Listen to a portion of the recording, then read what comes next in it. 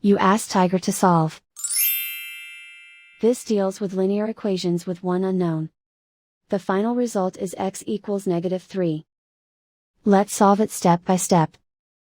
Group all constants on the right side of the equation. Add 8 to both sides. Simplify the arithmetic.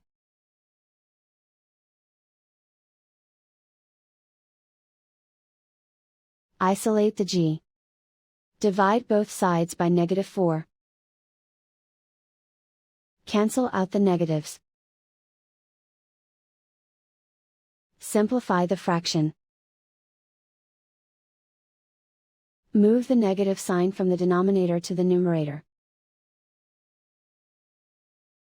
Find the greatest common factor of the numerator and denominator. Factor out and cancel the greatest common factor. And so the final result is x equals -3.